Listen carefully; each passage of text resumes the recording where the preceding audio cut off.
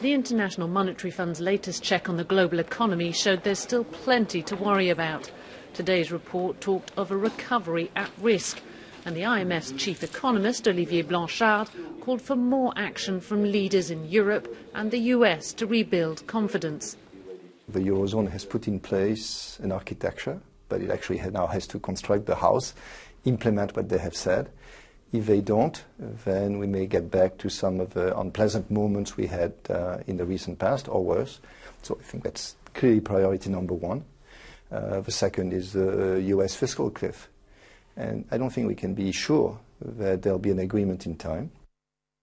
The crisis in the Eurozone is the biggest threat to the global economy, with the euro area expected to shrink 0.4% this year. The other big danger flagged up in this report is in the US. The fiscal cliff, a mix of tax increases and spending cuts due later this year, could derail America's recovery. For now, the world's largest economy is forecast to grow 2.2%. In emerging countries, the pace of growth is slowing, but China is still projected to grow 7.8%. The cut to its outlook is mainly trade-related. The striking thing in the world in which we are is that when advanced economies do poorly, the effect on trade, the effect on exports from emerging market countries is very, very strong. So in China, from an arithmetic point of view, most of what has happened, the decrease in growth, can be attributed to lower exports.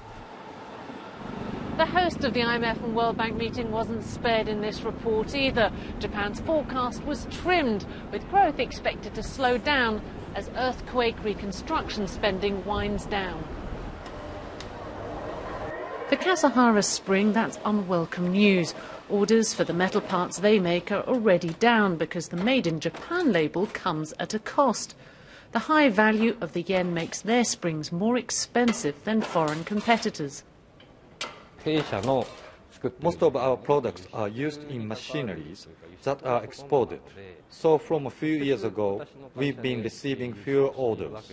Some of our clients have even moved their production abroad due to the strong yen, and they've started using different suppliers instead of us.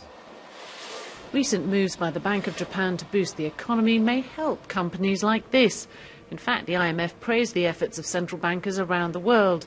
Now it's calling on policymakers to act to stop the fund's gloomiest predictions from becoming a reality.